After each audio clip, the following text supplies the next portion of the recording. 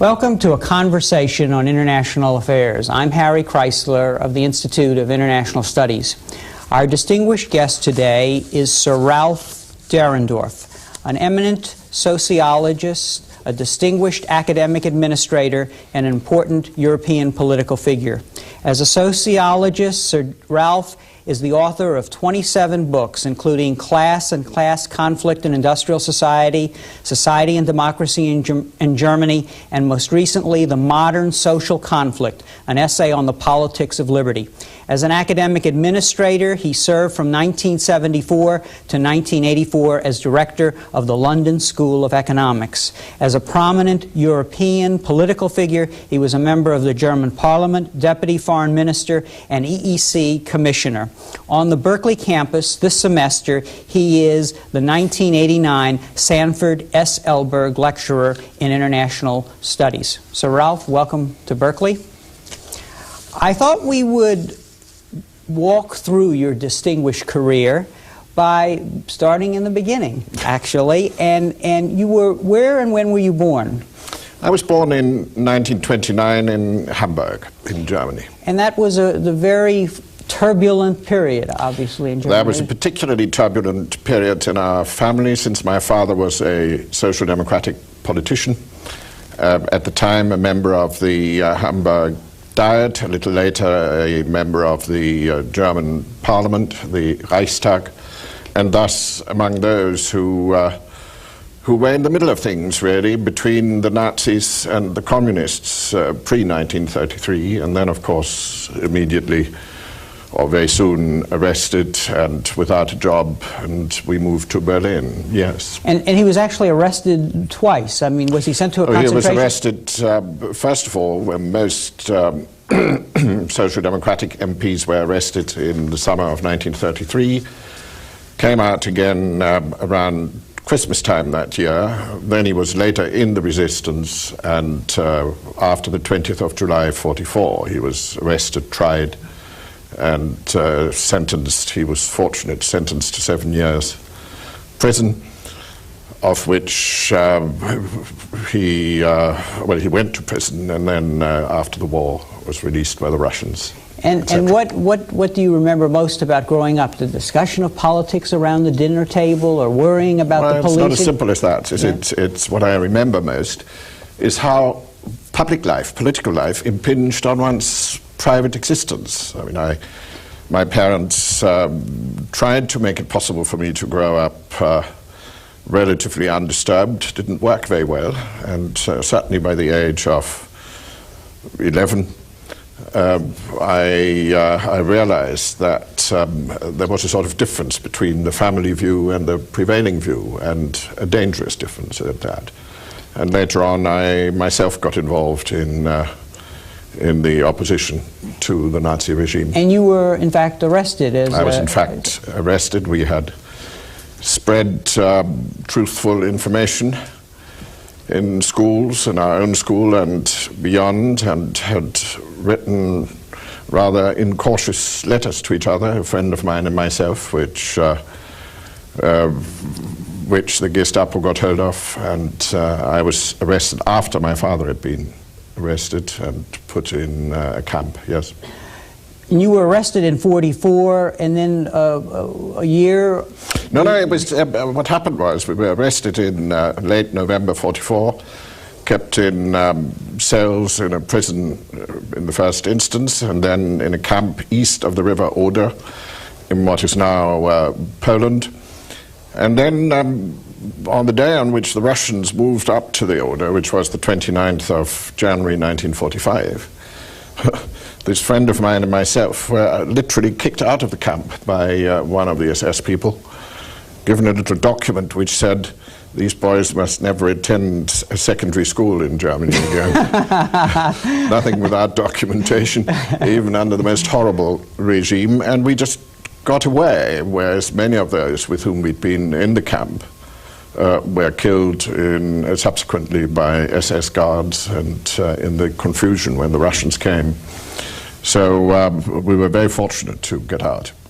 And then your father returned to politics? My father returned to politics in in the Soviet zone of occupation, and then ran into difficulties again because he was a leading Social Democrat. He was deputy chairman of the East German Social Democratic Party, but he resisted the attempt of the Russian occupation forces to force a merger between the Social Democrats, who were a democratic party, and the communists into the so-called Socialist Unity Party, which still governs East Germany. He was against it.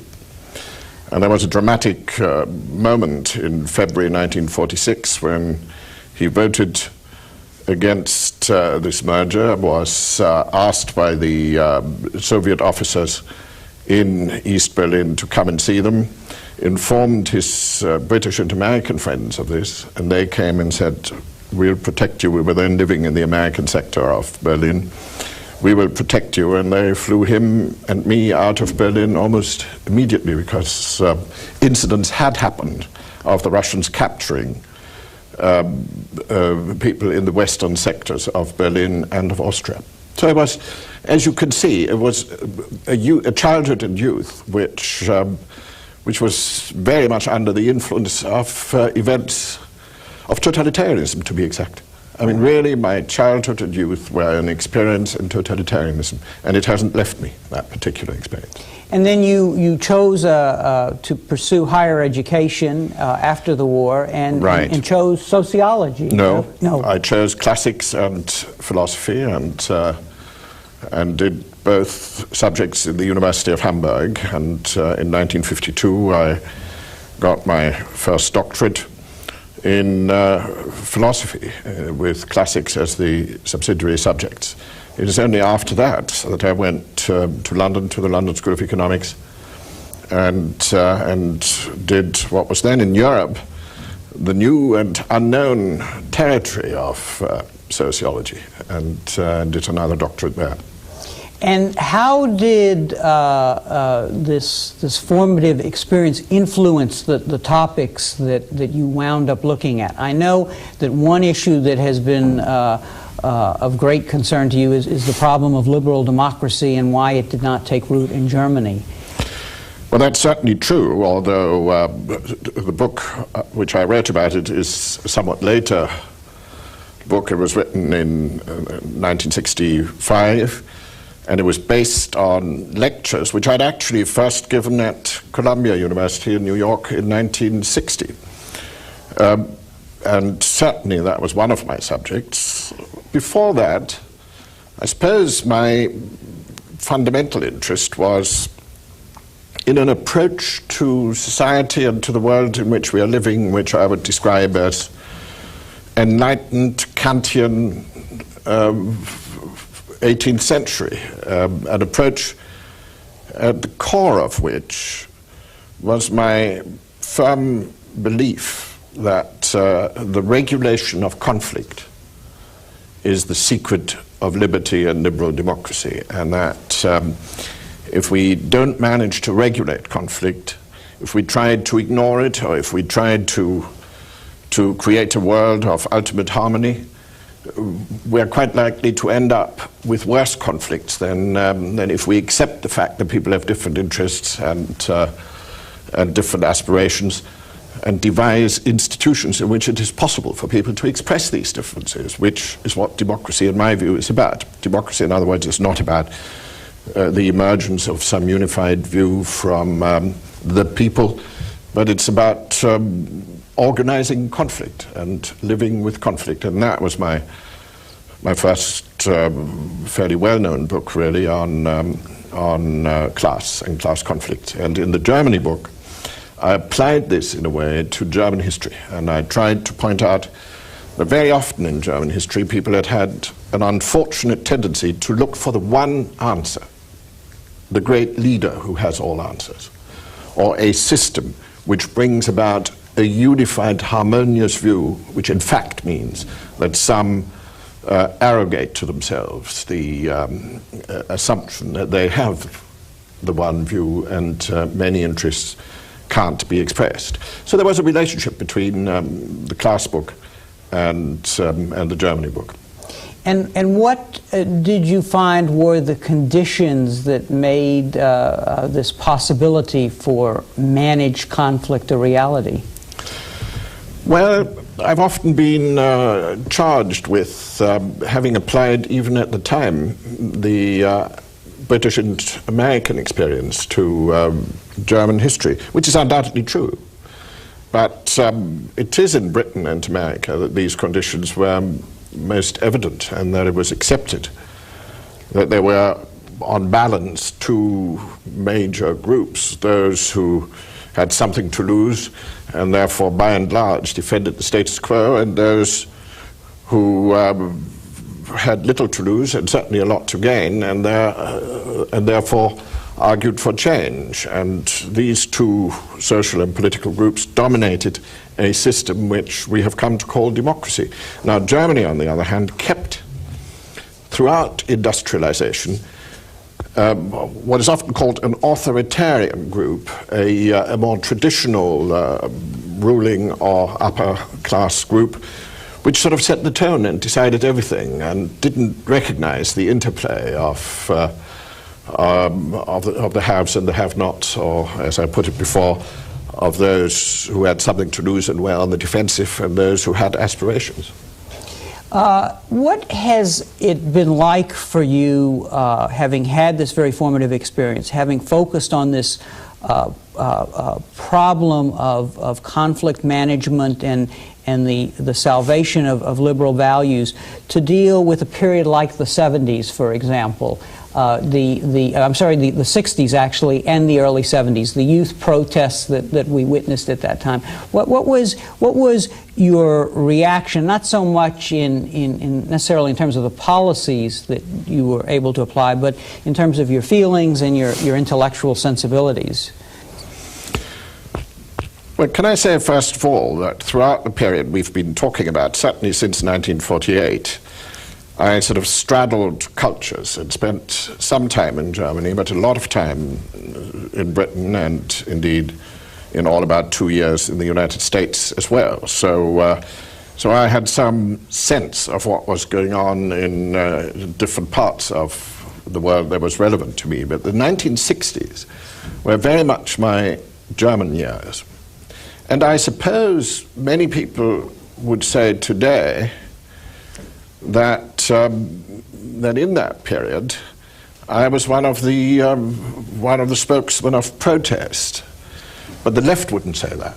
The young wouldn't say that, because while I was involved with them in this permanent debate, and it was almost like a traveling circus, one went from one university to another, from one place to another, it was very often the same people on the stage, some representatives of the students.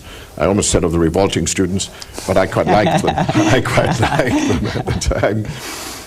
And some representatives of a slightly older generation who nevertheless believed that it was necessary to engage in debate. So the 60s, to me, were a period of almost continuous debate. In my lectures at the University of Tübingen, I had up to 2,000 students. I talked about democracy in Germany, about conflict, about these subjects. It was one of the topical subjects. So partly within the university and partly outside, a decade of debate. And I was one of those who argued that it wasn't good enough to have rebuilt the country after the war. It wasn't good enough to have had a long period of economic growth. After Reconstruction, reform was one of the slogans I remember well, and one of the slogans which I actually stood for. I'm not in the 70s yet, I'm still in the 60s. Yes.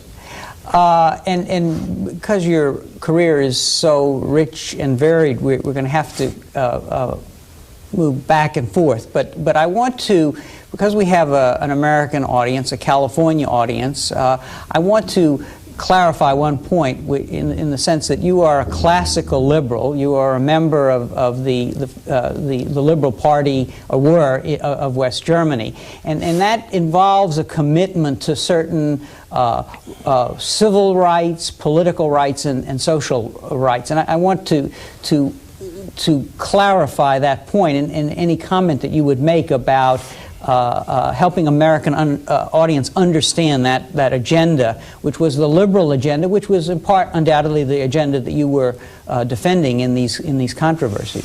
Yes, I'm glad you make the point, because the dreaded L word isn't at all dreaded in Europe, and certainly not for me. But it means something slightly different from liberalism in this country. Or, you see, I've come out of a social democratic family, which really means out of a family which was in favor of social reform, of the welfare state, of providing more opportunities for a wider group of people. And I've always subscribed to that idea, but contrary to the social democratic tradition out of which I came and into which I had originally grown, I have always placed the greater emphasis on individual life chances. Individual life chances. Now, this to me involves above all two things. One, I share with social democrats, which is the insistence on human rights, individual rights and civil rights, which I think is of fundamental importance, is a universal proposition, is true everywhere in the world, but it's something which one has to defend at home, and has a lot to do with my youth and childhood and the totalitarian experience. It's a sort of gut reaction that one defends individual rights wherever they are in jeopardy. The other is that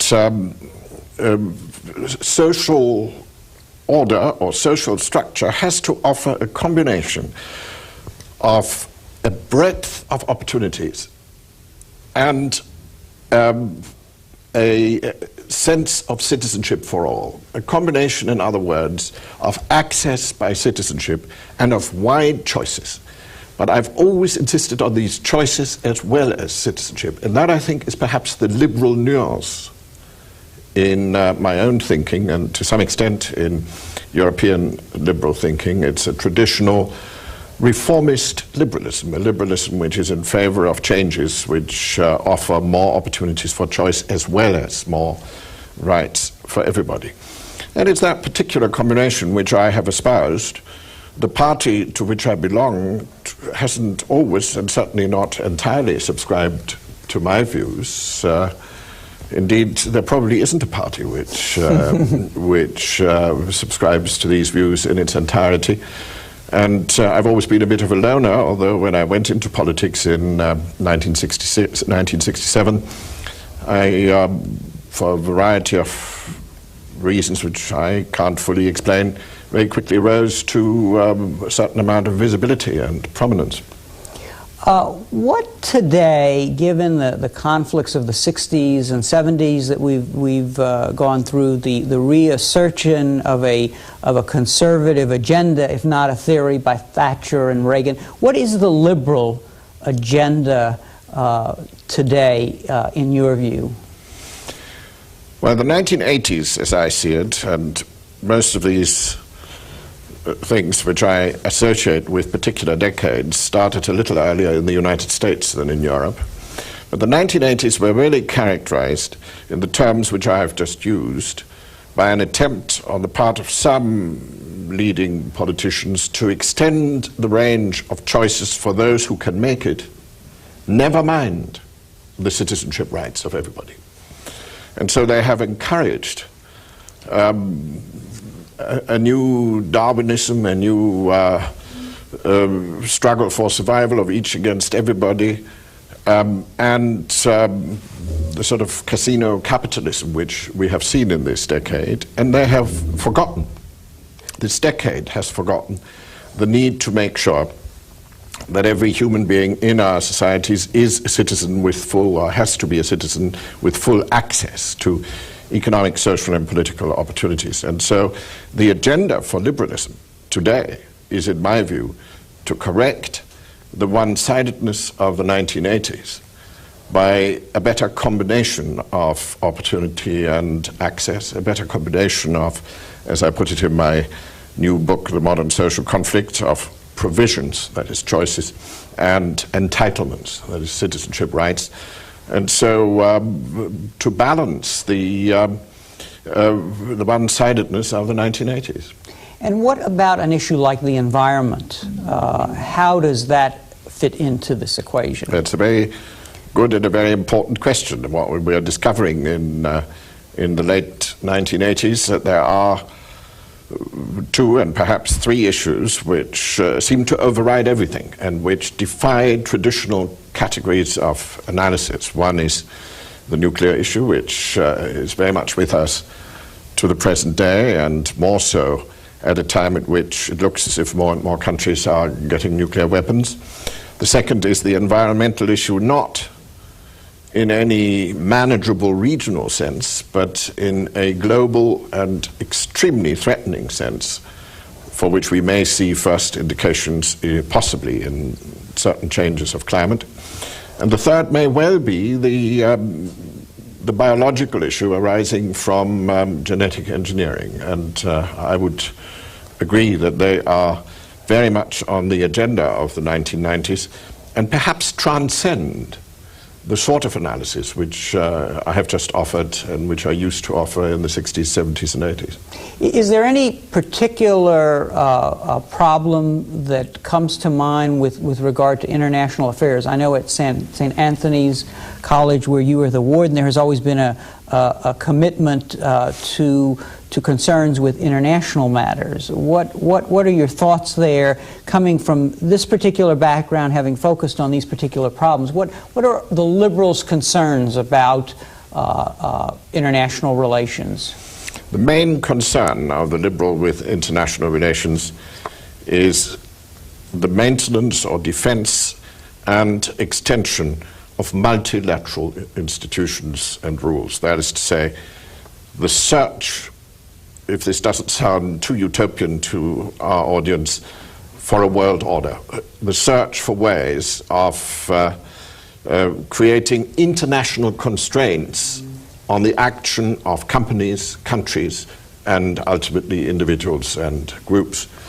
Now, this is not a very popular issue in the 1980s, and I doubt whether it's going to be very popular in the 1990s, because we've really gone through a phase since the 1970s in which some of the international institutions we had have been, if not destroyed, then to some extent dismantled. And I'm afraid the United States has been very much a part of that. If you remember the sudden termination of the Law of the Seas Conference, or leaving UNESCO, or threatening the World Bank and every single year, or regarding the United Nations as essentially an enemy of the US, or disregarding decisions by the International Court of Justice. There's a whole string of anti-multilateral, anti-international actions by the US, and other countries haven't done much better. But the liberal agenda would be, let's hold on to what we've still got,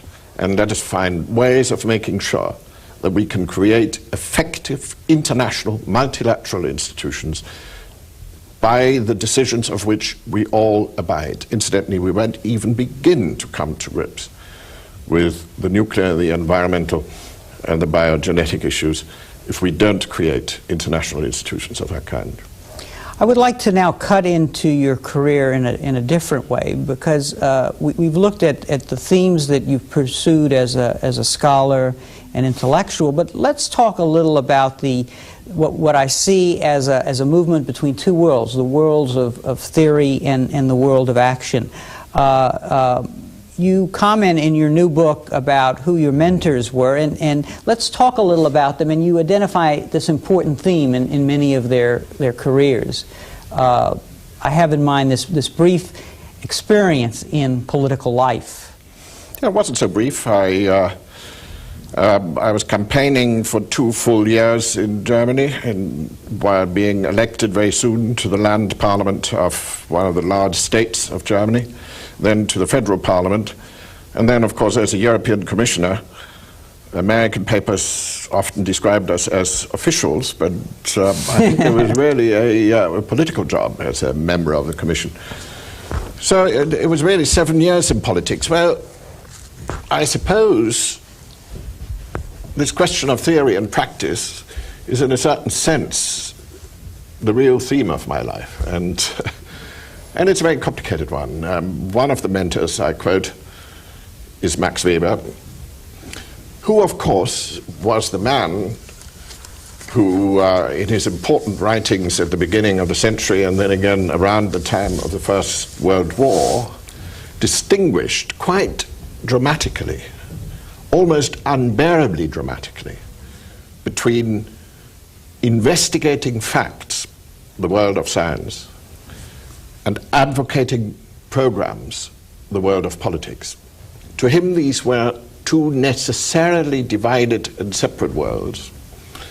And while he didn't rule out that the same person moved from one to the other, he did rule out any facile union or any facile merger of these two worlds, or indeed any, to use the language which is most alien to me, the Hegelian language, any dialectics of theory and practice, which is just one of those words which fudges the issue.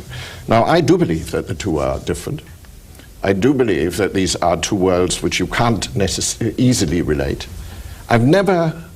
Sometimes people have said to me, it must have been wonderful for you to apply your social science to politics. I've never seen it that way, never. In politics you have to win votes and you have to get things done. And it's not applying social science, it's a totally different thing.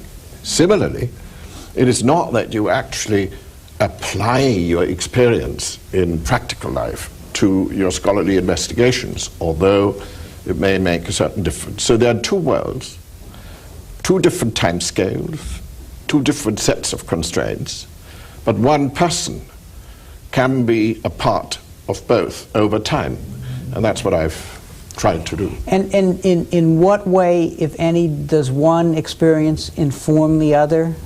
Is there any connection there between the two?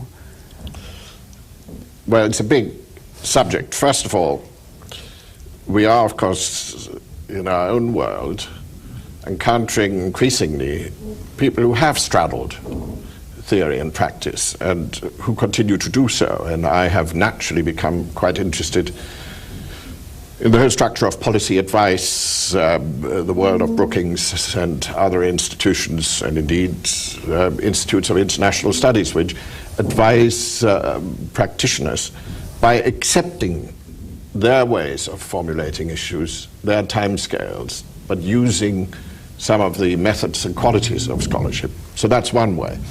But if you really get down to it, you see, the real difference is this. In the practical world, you do not determine the questions which you have to answer, and you do not determine the timescale within which you have to answer them. In the scholarly world, in the best and strictest sense, you define the problems which you deal with, and the time scale is in principle unlimited, although your funds may run out before you actually got anywhere. But in principle it's unlimited. You can't tell when you are going to find answer. Maybe tonight, maybe in 20 years' time, maybe never. Now that you can't afford in the practical world. And these different time scales make for a totally different rhythm of life, mode of thinking. And I would resist for quite a long time the notion of one informing the other in any direct way. I think they inform each other through the experience of an individual person, or they can, but not in any other sense. I have a quote here about the work of the politician from Weber, and which is not incompatible with anything you just said. He says, "This is the decisive psychological quality of the politician, his ability to let realities work upon him with inner concentration and calmness." So that's right. Yeah. That's right. Whereas the real quality of the scholar is to be, I'm almost tempted to say, unperturbed by reality in pursuing the problems which he or she have set themselves. Now, what about an academic administrator in all of this? You were head for 10 years of the Yes. London School of Economics. This Yes. was obviously a time of very great pressures on the university, both from students and from the politicians, I guess one would say. Comment on what you just said about these two worlds. Is the university leadership a special case where there is more commingling of these two? Is this an academic administrator asking for advice? That's right, that's right. No. Yes, I suppose what I've called straddling is a little easier if you are in charge of an academic institution, although I, as director of the London School of Economics, have always regarded it as my job to protect academics from the obsession with realities, even the obsession with funds. That is to say, if you do administer, if you are in charge of an academic institution, you really have to see to it that those who are there as academics can do their job. And so you have to relieve them of some of the burden of living in the real world. Nevertheless, I have enjoyed and continue to enjoy being in charge of academic institutions precisely because it enables me to be a part of both worlds. And as I've now said several times, straddling theory and practice, straddling, I suppose, Britain and Germany, straddling worlds is something which I find almost existentially necessary. Are there any particular challenges that the universities confront these days? I mean, as you were saying, protecting the financial resources of the faculty so they can pursue things. I mean, that's a problem. The universities, at least in the United States, are having to reach out more to raise money. There are all sorts of concerns about the kind of research one can pursue, whether a greater concern about animal rights or genetic engineering, and on and on. What important challenges do you see out there from a European point of view, and this is of necessity different in the United States from what it's like in Europe. From a European point of view, the greatest single challenge is, without any doubt, how to maintain the cutting edge of research and inquiry into new subjects after a period of enormous university expansion, in which all the pressure is on dealing with a larger number of students, and in which there doesn't seem to be the space anymore for research in the traditional sense. That I regard as the biggest single challenge. Many political reactions to universities spring from this particular challenge: inability to cope with expansion financially, a change in the social value placed on academic institutions. There is a lower social value after this period of expansion, and so on and so forth. In practice, this means preserving corners and pockets of creativity in a world in which all the pressure may be towards mediocrity. But it also means preserving an undepressed academic self-confidence in an environment in which academia isn't exactly popular. And this is not easy. It is in many ways defensive, and has in recent years led me to advocate something which I suppose I have to say twice in order not to be misunderstood, and that is the importance of moral minorities. I repeat, moral minorities. Yes, that explain that, please. Of corners of an awareness of the need to move forward, rather than a defensiveness, a protectionism, economic, social, and cultural, which is so widespread in our world. That is an awareness of some of the civilized values which have made the best things in our world, including the best things in our universities, possible. So it's a slightly defensive job to be an academic administrator these days, but one which can be done in a way which I hope keeps pockets of excellence alive. What particular issues arise because of the problem of a changing world order? What is the responsibility of universities with regard to training students, giving them both a sense of from whence we've come, but this new world that's out there? You mentioned the commitment to multilateralism, for example. How does one bring that to the university? I'm grateful to you for that question. There are two answers to it, really. The simple one is that those of us who have a sort of professional interest in internationalism, and as warden of St. Anthony's College in Oxford, which is, as you say, a college specializing in area studies and international studies in general, those of us who have this responsibility must make sure that these pockets or islands of internationalism are not squashed by a prevailing trend to look inward. So we educate young people in awareness of the world and promote research. But the other point, which is equally important, is this. If you go back and look at the origins of the post-war order, which is perhaps post-Second World War order, which is perhaps so far the most impressive example of an attempt to set up a whole range of international institutions, starting with the United Nations, but going on to the International Monetary Fund and World Bank, and then the General Agreement on Tariffs and Trade, and a whole lot of subsidiary institutions. If you look at the origins of that, you will find that most of the ideas were actually thought out during the war, and many of them within university institutions. And indeed, there were one or two committees in this country. One was a committee of lawyers, but one was a committee of university presidents, and there were university institutions. It is extremely important that when the moment comes in which it is possible to take a new leap forward in international institution buildings, the ideas are there, and these ideas can only be produced by institutions which are not constitutionally a part of the political timescales which we've talked about, the political space. And so apart from educating people for a world of awareness of international issues, there's also the more specific task to think through, for example, the clear establishment of human rights as genuine rights, the violation of which is sanctions internationally, or the institutions of a new international monetary system, or whatever.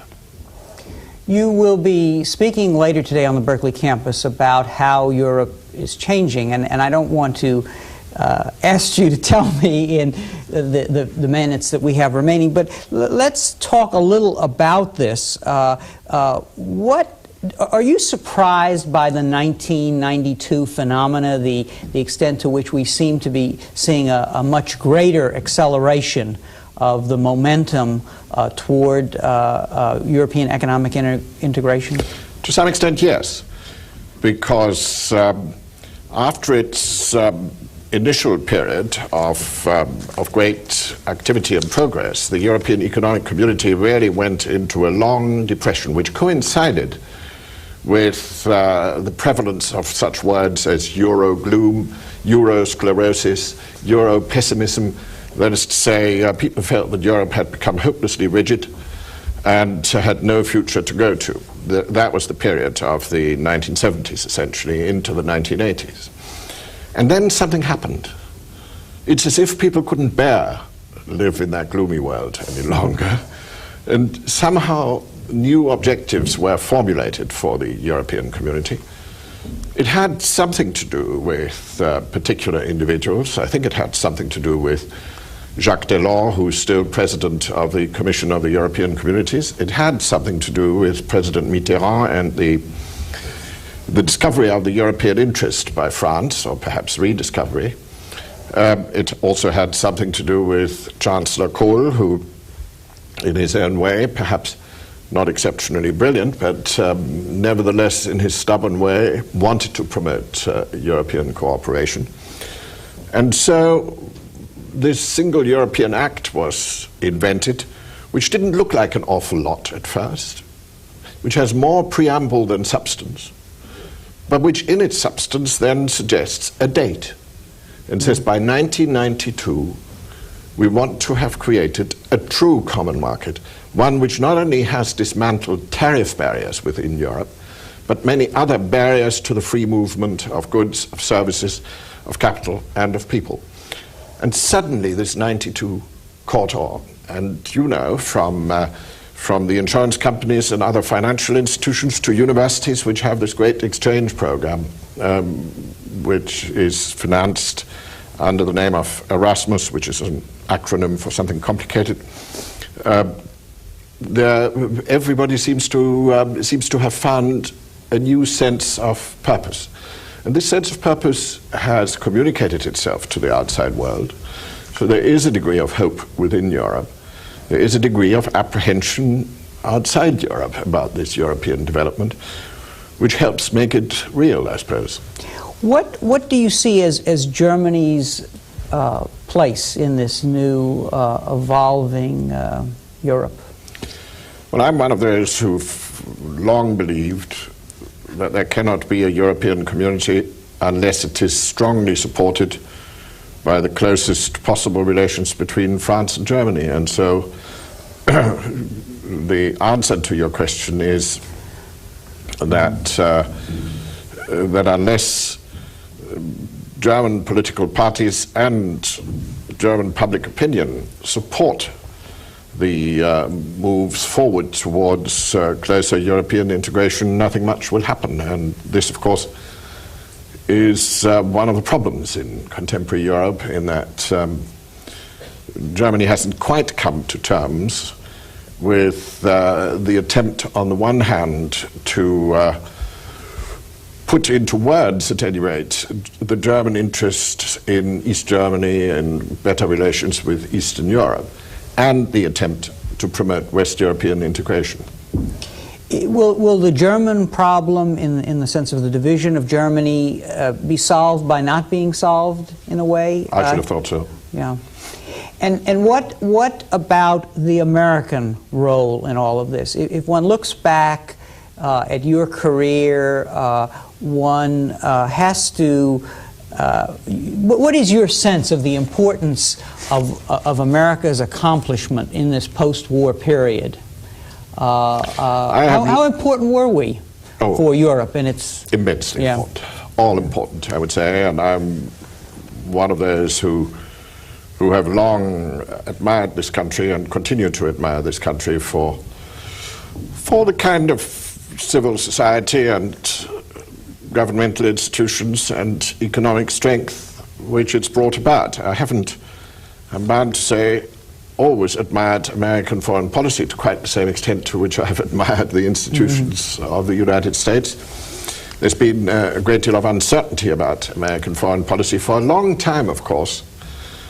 We had what I've sometimes described as the Russian doll principle. That is to say, you take the big Russian doll in which Americans and West Europeans are united, NATO, and you open it up, and out comes a slightly smaller one, which is the European community, but which fits perfectly into the framework, and you open that, and out comes Franco-German friendship as the inner one. So there was a sort of quite a close relationship between the Atlantic community, the European community, and Franco-German relations.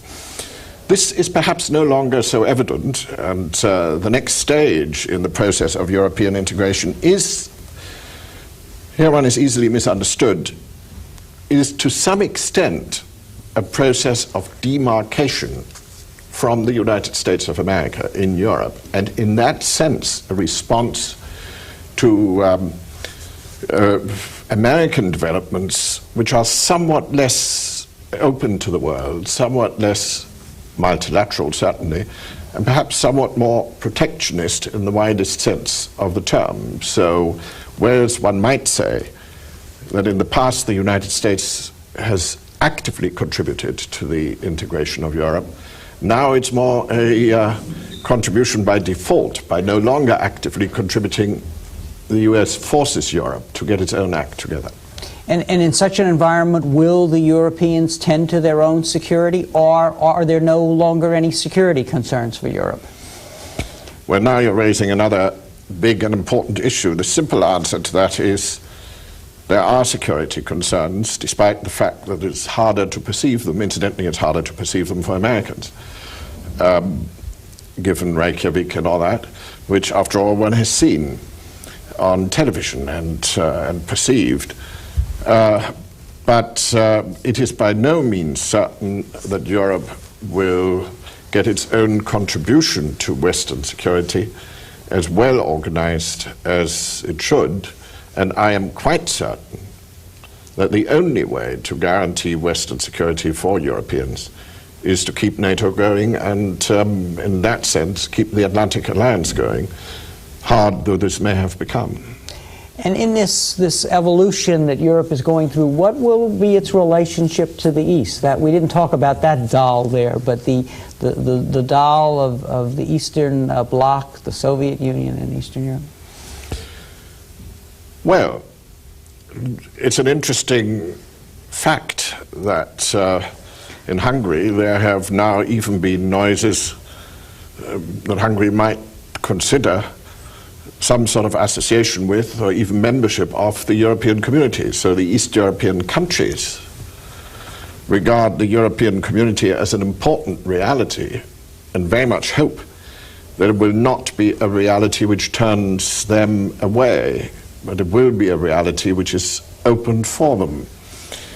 The Soviet Union, I should have thought, and every indication is that this is the case, is slightly apprehensive about the success of European integration, doesn't quite know what to make of it, doesn't see any economic benefits for the Soviet Union, at least no immediate benefits, and I don't see any, and sort of wonders how this relationship will be worked out. And I suspect the same is true within the European community itself. This is an undefined area of community policy, whatever individual members of the community do, and one which is badly in need of definition in the next few years. You see, the European community has, at this moment, a problem which is quite similar to the United States. It's so concerned with itself and with its own problems and its own developments that it hasn't given enough thought to the effect of what it's doing at home on those outside who are bound to be affected if the community becomes one of the elephants of the world who, whenever they move, have a fairly tangible effect on everything around them. Let me ask you one final question. Drawing on your experience, your career as a scholar, your work at the university, if you were addressing a group of young adults, as you actually do in your new book, what message would you like to leave them with regard to the future world, this liberal agenda, and their preparation for it?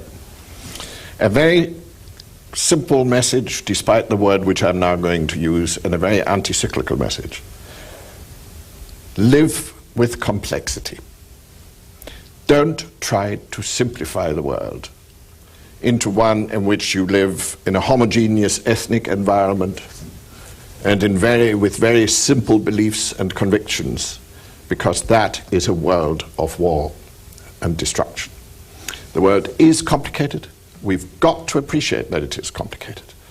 One of my visions is a return of a sort of Gladstone approach to politics. And I'm thinking of Gladstone, the campaigner, who gave long, long lectures, I'm almost tempted to say, to his constituency about distant parts of the world, explaining the complications of these distant parts. And while it's very unpopular these days, in view of fundamentalism and protectionism and the desire for homogeneity to say so, I think the great counter-cyclical task which the moral minorities have is to spread the message of complexity. The world isn't simple, nor should it be simple. It's rich because it's complicated.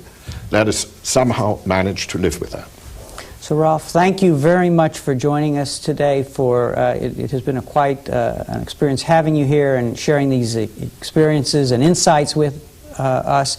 I must say, as a graduate student, I read your works, so it's really a great honor to have you come to life here today. And thank you very much, and thank you very much for joining us for this conversation on international affairs.